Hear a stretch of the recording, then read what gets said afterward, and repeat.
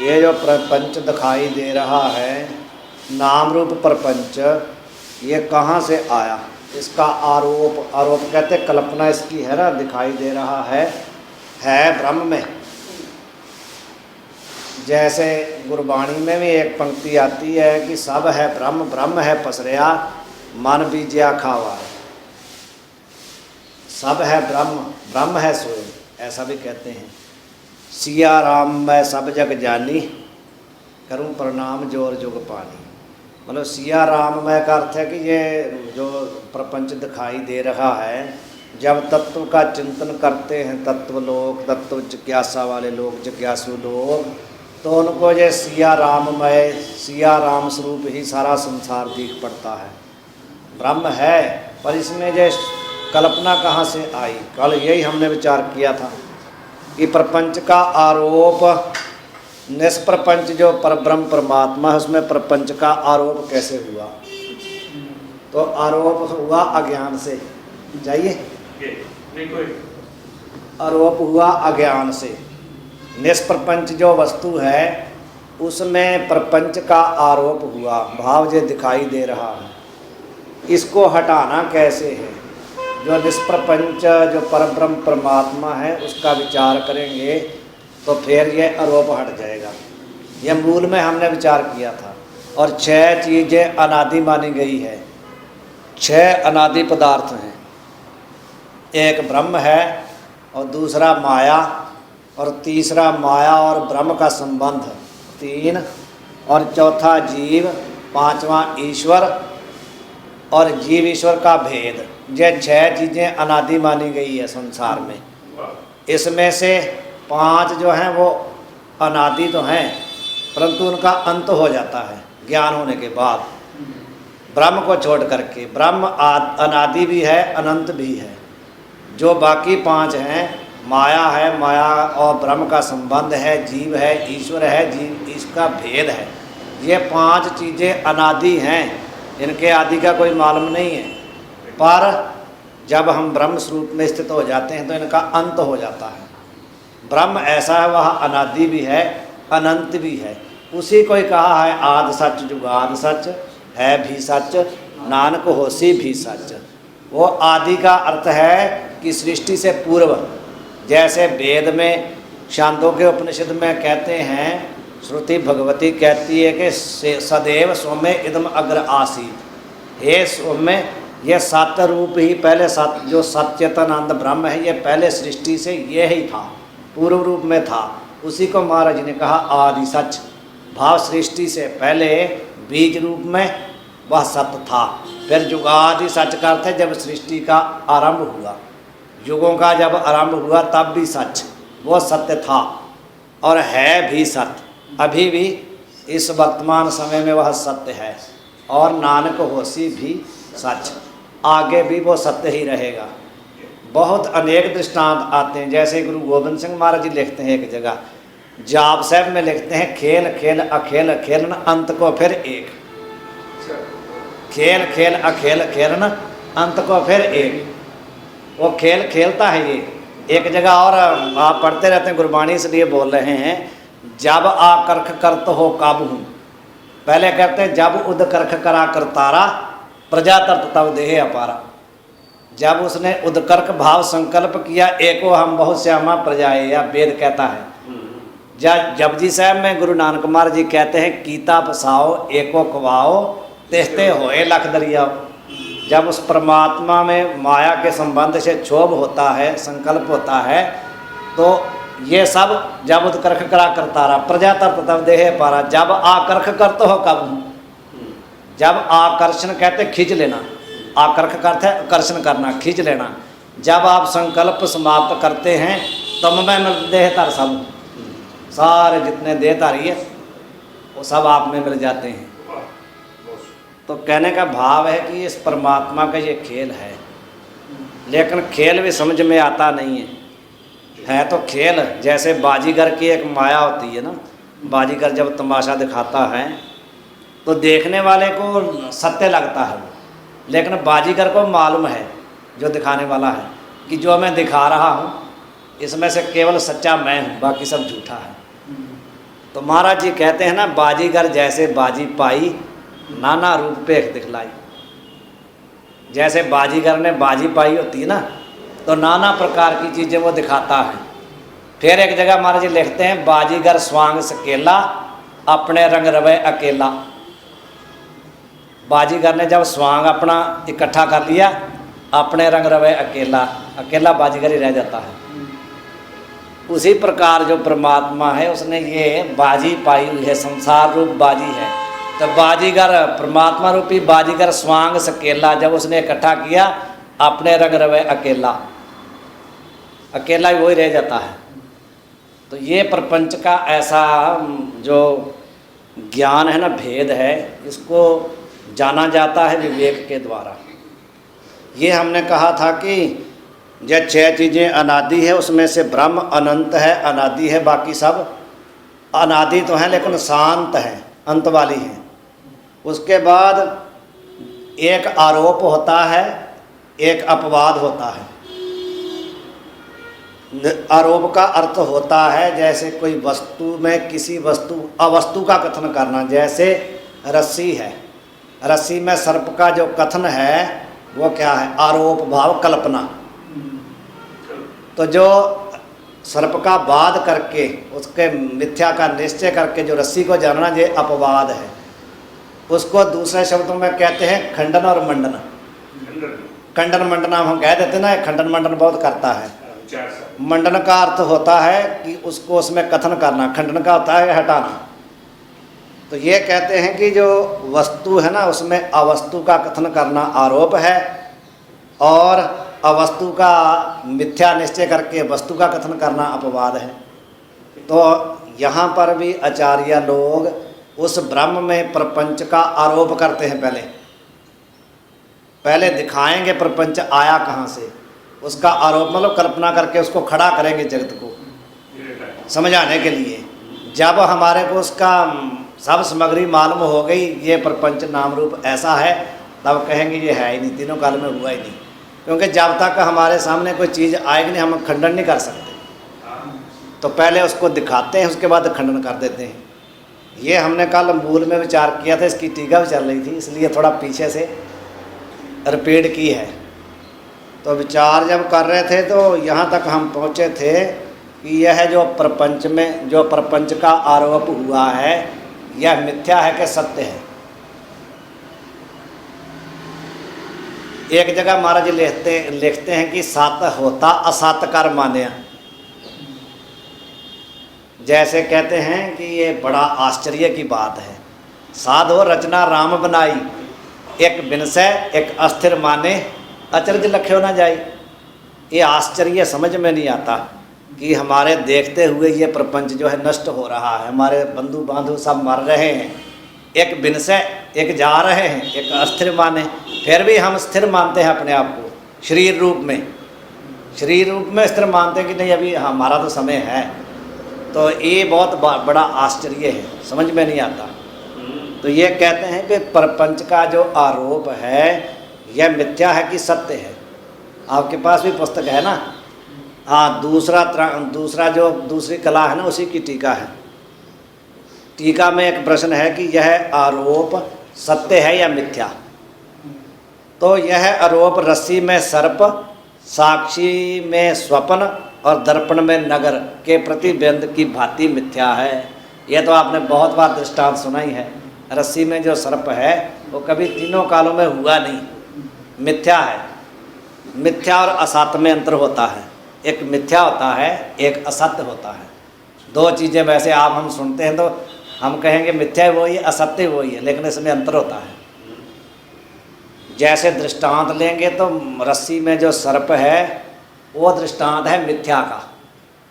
मृग तृष्णा का जाल समझते ना, मृग तृष्णा का जाल वो नहीं परंतु दिखाई दे वो मिथ्या है। और असत जो है, असत मतलब जैसे सचे के श्रृंग है, आकाश का फूल है, बंध्या का पुत्र है, कभी हुआ ही नहीं तीनों का, वो है ही नहीं, ना है ना प्रतीति हुआ कभी किसी को। बंध्या का पुत्र ना है ना कभी किसी ने देखा, आकाश में फूल ना है ना कभी किसी ने देखा।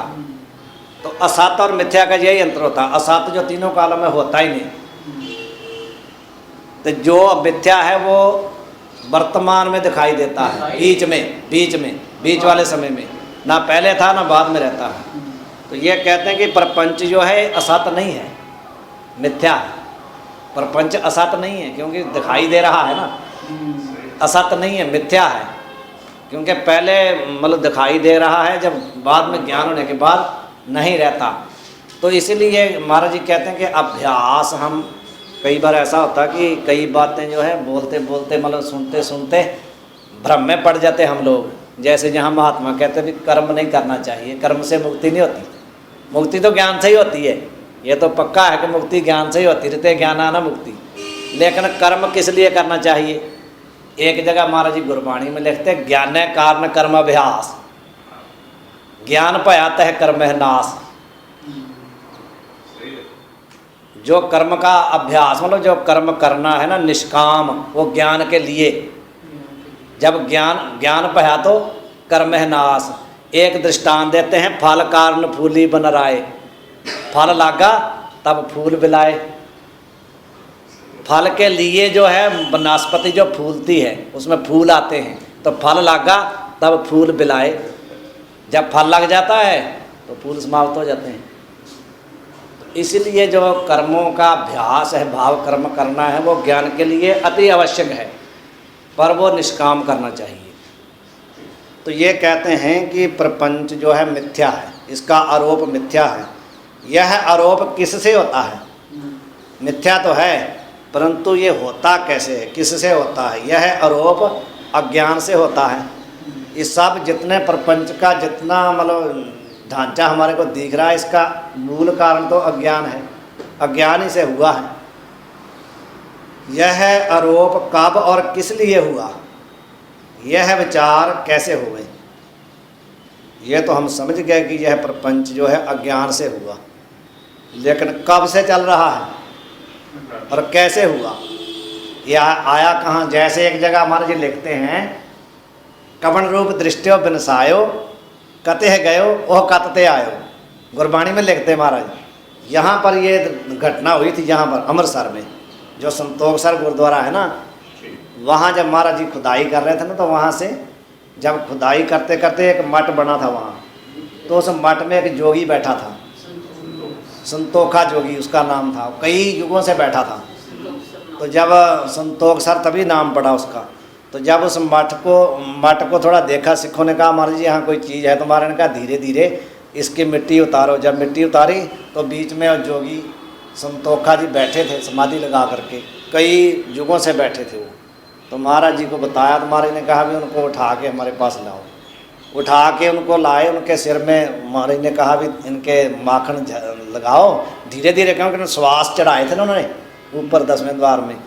जब श्वास नीचे आए तब उन्होंने महाराज जी का जब दर्शन किया, तो उन्होंने महाराज जी से पूछा उस समय कि महाराज जी इस समय कौन सा युग चल रहा है, अब कौन सा बाहर का जो समय है, जो बाहर का वातावरण है वो क्या चल रहा है, ये संसार क्या है। उन्होंने दूसरों के लिए पूछा, वो तो योगी थे ही। तो महाराज जी ने उनको मतलब सामने रख करके ना तो उपदेश दिया, शब्दोच्चारण किया, कवन रूप दृष्टियो बिनसायो कते गयो ओह कतते आयो। दृष्टायो का अर्थ है जो प्रपंच दिखाई दे रहा है, कवन रूप, ये प्रश्न था उसका कि महाराज जी ये क्या रूप है इसका जो दिखाई दे रहा है। और दूसरा प्रश्न किया, कते गयो, महाराज जी देखते देखते ये जा रहा है प्रपंच, कहाँ जाता है, और कतते आयो, आया कहाँ से।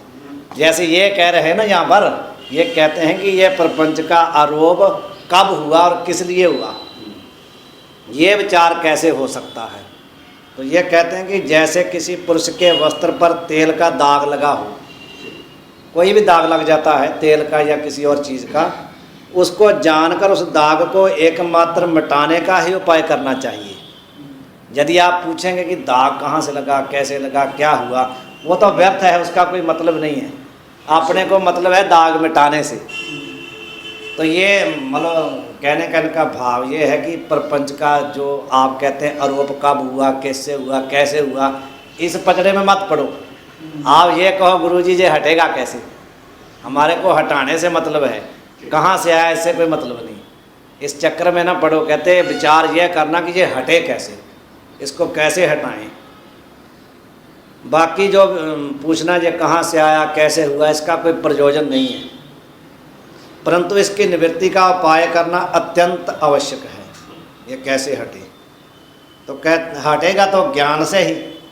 पहले निष्काम कर्म करेंगे तो हमारा मल जो दोष है उसकी निवृत्ति होगी। उसके बाद उपासना करने से हमारे जो अंदर चंचलता है, चंचलता की निवृत्ति होगी। और उसके बाद जो हमारा बचेगा आवरण, उस आवरण की निवृत्ति बिना ज्ञान के नहीं हो सकती।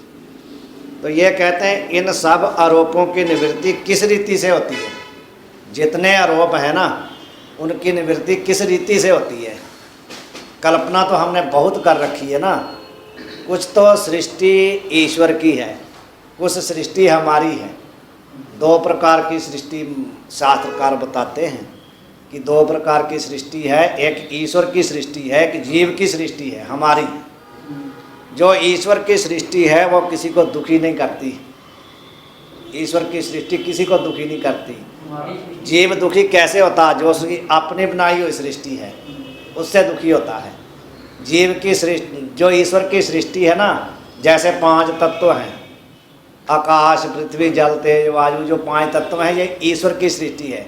इसने कभी किसी को दुख दिया? पृथ्वी ने कभी किसी को दुख दिया? नहीं देती। ना आकाश, ना वायु, ना तेज, ना अग्नि किसी को दुख नहीं देते। ये ईंटें पत्थर जो है ना, ये भी सृष्टि बनी हुई है, लेकिन ये जब जोड़ के हम लोग बनाते हैं ना, इसको मकान बना लेते हैं। ये तो मिट्टी तो किसी को दुख नहीं देती। जब उसकी ईंट पत्थर बना करके मकान हमने अपने हाथ से बनाया तो दुखी करता है। बनाया अपने हाथ से, जब कोई दूसरा घुसने लगे तो कहते मेरा है, तुम कैसे घुसते हो। तो कौन दुख दे रहा है? मिट्टी, जो उसने दुख नहीं दिया।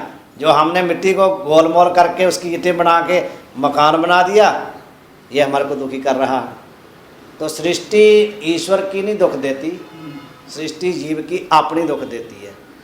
ये कहते हैं कि जितने आरोप हुए हैं इनकी निवृत्ति किस रीति से होती है। जिस रीति से हमने खड़ा किया उसी रीति से इसका निवृत्ति होगी, क्योंकि खड़ा तो हमने किया है, परमेश्वर ने तो नहीं किया। परमात्मा ने किसी को कुछ नहीं दिया, ना बनाया। ये तो सब माया का खेल है, माया ने बनाया है। तो माया की जब निवृत्ति हो जाएगी तो उसका जब कारण चले जाता है तो कार्य की निवृत्ति अपने आप हो जाती है। यह कहते हैं ब्रह्म ज्ञान से शुद्ध सत्वगुण प्रधान माया और मलन सत्वगुण प्रधान अविद्या की निवृत्ति होती है।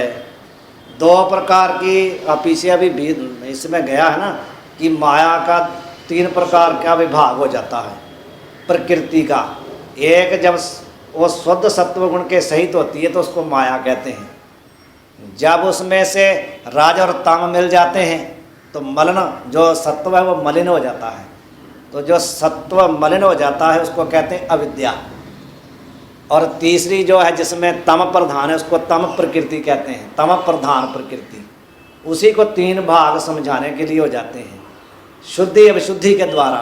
एक शुद्ध सत्वगुण वाली जो उसको माया कह देते हैं, मलिन सत्वगुण वाली को अविद्या कह देते हैं।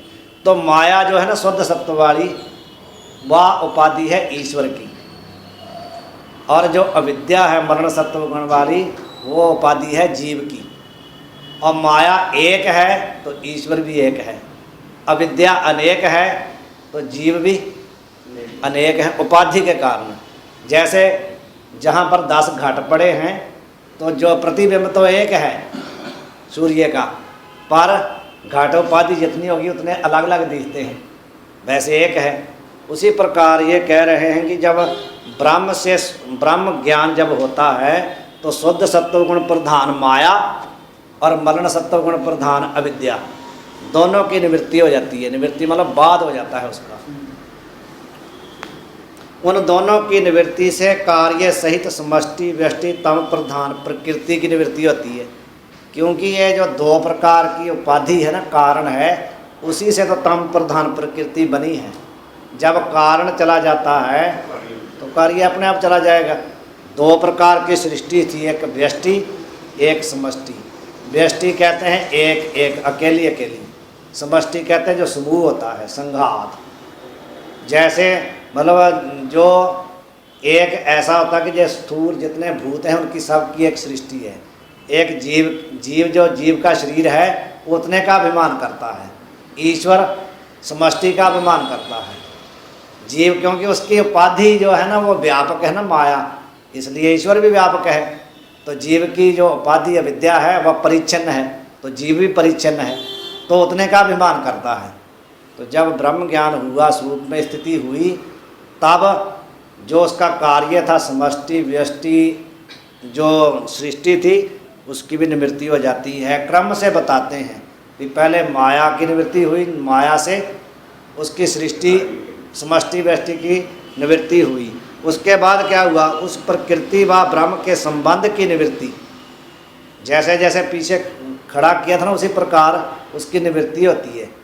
तो उस प्रकृति व ब्रह्म के संबंध की निवृत्ति से जीव भाव और ईश्वर भाव की निवृत्ति होती है। और जीव और ईश्वर भाव तो इसी से हुआ था जब अज्ञान था। वैसे तो ना जीव है ना ईश्वर है, परंतु यदि तुलसीदास महाराज जी कहते हैं कि उन्होंने कहा ना कि ईश्वर अंश जीव अविनाशी, माना तो है ना। कैसे कहा उन्होंने, जब जीव ईश्वर है ही नहीं, वास्तव में जीव ईश्वर भाव नहीं है, परंतु कल्पना करके समझाने के लिए तो है ना। ये सब कल्पना ही है। जितनी शब्द जाल है ना, शब्द जालम महारण्यम कहते हैं शास्त्रकार। शब्द जाल एक बहुत बड़ा जंगल है। चित्त भ्रमण का, हाँ, तो ये चित्त के भ्रम का मतलब कारण है। चित्त को भ्रमाता है जब शब्द जाल में पड़ेंगे। तो एक जगह कबीर जी महाराज जी ने लिखा, कबीर जी ने महाराज ने गुरबाणी में लिखा, इसी बात को लिखा। वो कहते हैं कि 52 अक्षर लोक त्रय सब किस इन्हीं माँ है। पढ़ा होगा आपने, 52 अक्षर लोक त्रय सब किस इन्हीं माँ है। 52 अक्षर मतलब 52 अक्षर माने जाते हैं संस्कृत के। तो जो 52 अक्षर हैं, 52 अक्षर लोक त्रय, 3 लोक, जितने मतलब 52 अक्षर है ना, 3 लोगों की जो कथन है, जो इनका कहना है ना लोगों को, उन्हीं 52 अक्षरों में है। 52 अक्षर लोक त्रय सब किस इन्हीं माँ है। ये अक्षर खिर जाएंगे जब मतलब ज्ञान हुआ अथवा जब प्रलय होती है, जे अक्षर खिर जाएंगे, भाव नाश हो जाएंगे। वही अखार इनमें ना है, परंतु जो अक्षर है परमात्मा वो इन अक्षरों में नहीं आता। वहाँ मतलब समझने की बात है। लोग कहते हैं कि गुरबाणी में वेदांत नहीं है। वेदांत के वो अक्षर है, ये अक्षर है, वो अक्षर है। ये अक्षर है, वो अक्षर अक्षर है। केवल इसको उच्चारण करने में अंतर है। जो पाठ किसी से सीखा नहीं ना, वो कहेगा ये अक्षर खिर जाएंगे, वो अक्षर इनमें ना है, ऐसा नहीं है। उच्चारण ऐसा आता है, ये अक्षर खिर जाएंगे, वो अखार इनमें ना है। वो इनमें नहीं। वो जो अक्षर रूप परमात्मा है वो इन अक्षरों का विषय नहीं है। नहीं। वो इन अक्षरों में नहीं आता। उसको कोई अक्षर के द्वारा, क्योंकि अक्षर उसके द्वारा सिद्ध होते हैं। तो ये मतलब है कि ये सारा जो प्रपंच है ना, इसका केवल कार्य कारण बताने के लिए है। इसलिए वहाँ कहा तुलसीदास जी ने कि ईश्वर अंश जीव अविनाशी। ईश्वर का अंश है जीव, तो ईश्वर भाव और जीव भाव हमारे को तो अलग अलग दिख रहा है। हम तो अलग अलग ही मान रहे हैं, जो कल्पना है बताने के लिए, वास्तव में नहीं कुछ भी हुआ। तो ये कहते हैं कि जब प्रकृति व संबंध जो ब्रह्म का था ना, माया का ब्रह्म का जो संबंध था, जब उसकी निवृत्ति हो जाएगी तो उसके द्वारा जो ईश्वर भाव जीव भाव हुआ था उसकी भी निवृत्ति हो जाएगी। एक और बात याद आ गई। महाराज जी कहते हैं ना जपजी साहब में, एका माई जुगत ब्याई तिन चेले परवान। गुरबाणी बोलने से कोई वैसा तो नहीं है। नहीं, ठीक है, नहीं। इसलिए बोलते हैं कि हम लोग ज़्यादा ये सुनते हैं ना तो हमारे समझ में ज़्यादा आता है। हम लोगों को उसका अभ्यास रहता है, पंजाब वालों को विशेष करके, उससे हमारे को खुलता ज़्यादा है। बात तो वही होती है। तो कहते हैं कि एका माई जुगत ब्याई तिन चेले परवान। वैसे आम ज्ञानी लोग उसका अर्थ करते हैं कि एक जो माया है उसने 3 पुत्र या 3 चेले या 3 शक्तियाँ बनाई, ब्रह्मा विष्णु महेश। पर जो महात्मा लोग हैं, जो तत्व चिंता करने वाले लोग हैं, वो इसका अर्थ ऐसा नहीं करते। वो कहते हैं एका माई, माई का अर्थ माया नहीं, श्रुति भगवती कहती है मायाम तुम प्रकृति विद्याद माइनम तुम महेश्वरम। श्रुति का ये काठ की श्रुति है, वो कहते हैं कि मायाम तुम प्रकृति विद्याद, माया को प्रकृति जानो, उसको प्रकृति कहते हैं। माइनम तुम महेश्वरम, जो महेश्वर है, जो परमात्मा है, वो माई है, माया वाला। धन वाले को हम धनी कहते हैं, काम वाले को कामी कहते हैं, तो जो माया वाला होगा उसको क्या कहेंगे? माई, माया वाला। तो यहाँ पर माई अर्थ माया नहीं है, एका माई, एक जो माई मतलब महेश्वर है, परमात्मा है। एका माई का मतलब एक जो परमात्मा है। जुगत व्याई, व्याई तो हम आम कहते हैं ना, हमारे यहाँ नहीं बोला जाता, उधर की स्टेटों में बोला जाता हमारी गऊ ब्याई है, हमारी भैंस ब्याई है, ऐसा बोलते हैं। हम कहते हैं ना हमारे गऊ सुई है, वो कहते हैं हमारी गऊ ब्याई है, वह प्रसूत हुई है। कहने का मतलब ये था प्रसूत हुई है। तो कहते हैं जब वो परमात्मा प्रसूत हुआ, भाव माया के साथ मिला, एका माई जुगत, जुगत हुआ तो ब्याया, ब्याई मतलब वही हुआ ना कि प्रसूत हुआ, तो उसमें उसने 3 बच्चे दिए। एका माई जुगत ब्याई, जब ब्याई गई वो परमात्मा भाव जुगत हुआ, माया सबल हुआ, तो 3 चेले प्रमाण, तब उसने 3 चेले पैदा किए, एक संसारी एक पंडारी। तो माया सबल जब होता है परमात्मा तो तभी ये होता है। तो यहाँ से इसलिए लगाया था कि माया का और ब्रह्म का संबंध जब हुआ तो ये प्रपंच दिखने लगा। तो ये कहते जब माया का और परमात्मा का संबंध छूट गया तो जीव ईश्वर भाव भी, जो 3 चेले का हो या 2 चेले, वो भी गए, वो भी गए। तो उस जीव व ईश्वर भाव की निवृत्ति से जीव व ईश्वर के भेद की भी निवृत्ति हो गई। जब जीव भाव ईश्वर भाव नहीं रहा तो जो भेद था दोनों का वो भी चला गया। जैसे जैसे कारण हटता जाएगा वैसे वैसे कार्य हटता जाएगा। जो चीज़ें बताई थी ना, अनादि 6 चीज़ें बताई थी, उसी की निवृत्ति बता रहे हैं ये। पहले ब्रह्म बताया था, फिर माया, फिर ब्रह्म और माया का संबंध। तो ब्रह्म तो सत्य है, वो तो जाएगा नहीं। ब्रह्म ज्ञान होने से माया गई पहले, और माया जाने से माया का कार्य गया, और फिर माया और ब्रह्म का संबंध गया। उसके बाद आ गया जीव और ईश्वर। तो जीव ईश्वर भाव भी गया, जब उसका कारण संबंध हट गया तो जीव ईश्वर भाव भी गया। और उसके बाद क्या बचा? जीव ईश्वर का भेद, वो भी गया। तो 5 जो थे अनादि थे लेकिन शांत थे, शांत मतलब अंत वाले थे, उनका अंत हो गया 5 का। बाकी बच गया ब्रह्म, अनादि है और अनंत भी है। उस जीव व ईश्वर के भेद की निवृत्ति से बंध की निवृत्ति होकर मोक्ष सिद्ध होता है।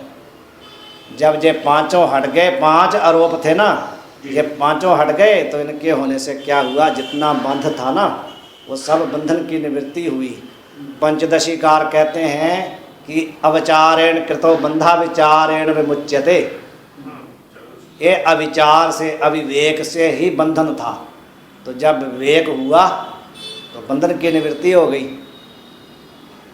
तो इस रीति से एक काल में ही सब आरोपों की निवृत्ति रूप अपवाद होता है, एक ही काल में होता है। ये तो केवल बताया ना, इतना बताने के लिए तो समय लगता है, लेकिन वहाँ तो क्षण में होता है।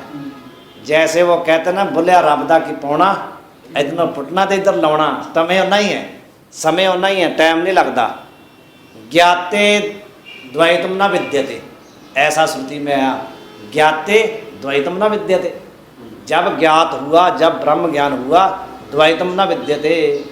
हजारों हजार काल से, 1000 साल से किसी गुफा में अंधकार होता है, लेकिन उसको हटाने के लिए 1000 साल नहीं लगता। जब प्रकाश हुआ तुरंत गया। तो बात तो ये है कि उसमें एक जगह महाराज जी लिखते हैं, मेरे को अभी पंक्ति उठ नहीं रही, इसी बात का प्रमाण देते हैं, बाद में बताएंगे। अभी बस्ता अगोचर लही है बड़ा आती है ना पंक्ति, अभी उठ नहीं रही पंक्ति। उसमें ये सिद्ध किया है कि जब दीपक जलता है ना तो उसी समय अंधकार की निवृत्ति हो जाती है, समय लगता नहीं है। गवाची हुई जैसे वस्तु को ढूंढने के लिए दीप की जरूरत पड़ती है। तो वस्तु जो अगोचर होती है, आँखों के सामने नहीं होती, तो उसको जब ढूंढना हो तो उसके लिए दीपक चाहिए। तो जब दीपक मिल जाता है तो कहने का भाव अंधकार उसी समय चला जाता है। जैसे वेद पाठ मत पापा खाए, ये भी कहते हैं अंधकार दीपक प्रगासे, नानक भरम मोह दुख तहते नासे। जैसे दीप के द्वारा अंधकार की निवृत्ति होती है, उसी प्रकार भरम मोह दुख तहते नासे, उसी समय नाश हो जाते हैं। ये द्वितीय कला यहाँ तक ही है, इतनी है। द्वितीय कला में यही बताया कि प्रपंच का आरोप कैसे हुआ और आरोप का अपवाद कैसे करना। बात तो इतनी है, पूरे शास्त्र में बात इतनी बतानी है, आरोप करके उसको हटाना बस। निष्प्रपंच जो वस्तु है उसमें प्रपंच का आरोप करके फिर उसका अपवाद मतलब बाध करना, बात इतनी है। उसी को बताने के लिए सभी युक्तियाँ हैं अपने अपने अलग ढंग से। फिर आगे इसके तीसरी कला आरंभ होती है।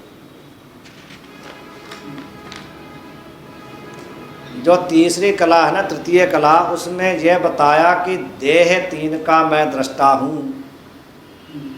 अब ये प्रक्रिया बताते हैं ना धीरे धीरे कि तीन देह का मैं दृष्टा हूँ। वैसे आज हमने जाना भी है, तो कल को भी ग्राम कर सकते हैं तृतीय कला, किसी समागम में भी जाना है तो वैसे 2-4 मिनट बातें कर लेते हैं। जाना है किसी समागम में, तो जो दो कला हम कर चुके हैं ना, उसमें पहले तो पहली कला में यही बताया था कि पुरुषार्थ किसको कहते हैं। तो पुरुष इच्छा विषय पुरुषार्थ जो ही सोई, पुरुषों की जो इच्छा का विषय उसको पुरुषार्थ कहते हैं। और पुरुषार्थ 4 प्रकार के हैं, आपने सुने ही हैं, धर्म अर्थ काम मोक्ष।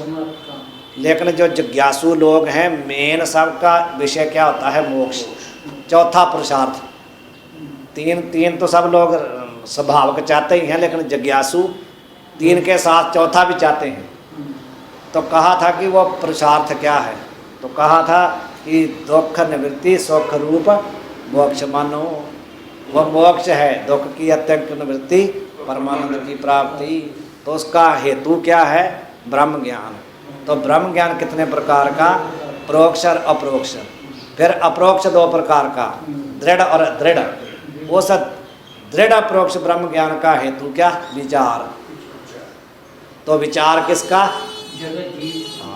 जाग, ब्रह्म और जीव, ये 3 का विचार करना। तो ये जब हम विचार करेंगे तो फिर हमारे को रास्ता मिलेगा। वैसे एहो वैसे संसार तुम देख दे, एहो हर का रूप है। सुना है ना आपने? एहो वैसे संसार तुम देख दे। जिस संसार को आप विषय रूप में चिंतन करते हो, देखते का मतलब अनुभव करते हो, वैस मतलब विषय। एहो वैसे संसार, एहो वैसे संसार तुम देख दे। इसको आप विषय रूप में जिसको देखते हो ना, इसका भोग करते हो, एहो हर का रूप है। गुरु अमरदास महाराज जी कहते हैं कि ये विषय रूप नहीं है, ये तो हरि का रूप है। इसमें हरि व्याप्त है, इसलिए हरि रूप है। ए संसार तुम दे, एहो हर का रूप है। हर रूप नजर ही आया, लेकिन उसी के लिए जिसको हरि रूप में नजर आता है। सिया राम में सब जगह जानी, जिसने जाना है उसी को पता चलता है। वैसे इसलिए एक जगह हमारी ने और भी लिखा कि भिख्या में किन ही तृप्त न पाई। भिख्या मतलब विषयों में किन ही तृप्त न पाई, जो पावक ईंधन नहीं त्रापै, बिन हरि कहाँ अघाई। जैसे अग्नि में ईंधन डालते जाओ तो उसकी तृप्ति नहीं होती, उसी प्रकार कहते विषया में किन ही तृप्त न पाई। कोई विषयों का भोग करके कहे कि मेरे को तृप्ति मिल जाए, तो बड़े बड़े राजन और भूमन ताकि तृष्णा बूझी। लपट रहे माया संग माते, लोचन कछु न सूझी। हमारे कहते बड़े बड़े राजा लोग विषयों का भोग करते हुए चले गए, लेकिन किसी की तृष्णा का नाश नहीं हुआ। तो विषयों में तृप्ति नहीं मिलती। तृप्ति तो मिलती है प्रभु के नाम से, भक्ति से, चिंतन से, विचार से। जब हम चिंतन करेंगे, विचार करेंगे, मनन करेंगे, निधिध्यासन करेंगे, तो फिर हमारे को अवश्य उसकी, हमारे अज्ञान की निवृत्ति हो करके तो हमारे को अपने स्वरूप का प्रकाश अवश्य होगा। तो जब धीरे धीरे चिंतन करते रहेंगे तो एक दिन मंजिल तो हमारे को मिल ही जाएगी। मंजिल मिलती है, जैसे कहते हैं कि भाई गुरदास जी महाराज एक जगह लिखते हैं कि लोग ज्ञान की बातें करते रहते हैं लेकिन पहुंचते क्यों नहीं। तो बड़ा सुंदर दृष्टांत देते हैं भाई गुरदास जी महाराज। पूछत पथकते मार्ग न धारे पाग, प्रीतम के देश कैसे बातन से जाइए।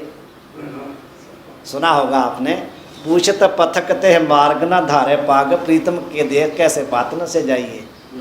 पूछत है वैद खात औखद न संयम से, कैसे मिटे रोग सुख सहज समाइए। पूछत सुहागन कर्म है दुहागन के, हृदय व्यभिचार कत सेजा बुलाइए। गाए सुने आंखें मीचे पाइए ना परम पद। अंत में कहते हैं भाई गुरदास जी, जैसे कोई मार्ग पूछता है लेकिन चलता नहीं हो तो प्रीतम के देश में नहीं पहुंच सकता। पूछते है वैद खात औखद न संयम से, दवाई ले लेता है परहेज नहीं करता तो कैसे मिटे रोग, और फिर नहीं मिट सकता। पूछते है सुहागन कर्म है दुहागन के, पूछती है सुहागनों से कि पति के मिलाप का सुख कैसा है, कर्म है दुहागन के।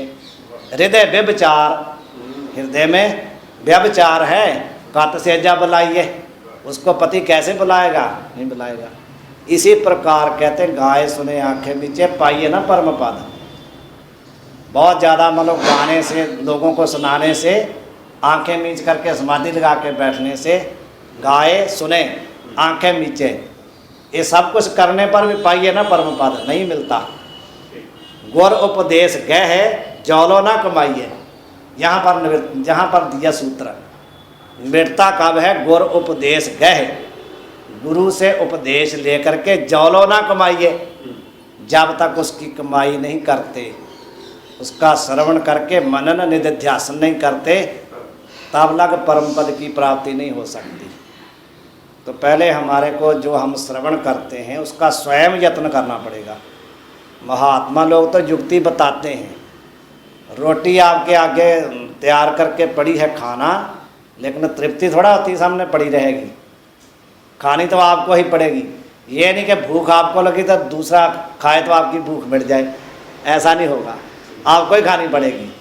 तो जितना भी कोई आपको बताता जाए, आप श्रवण भी करते जाएं, जब तक उसका मनन चिंतन नहीं करते तब तक हमारे को परम पद की प्राप्ति नहीं हो सकती। ओम शांति शांति शांति। आज इतने रखते हैं।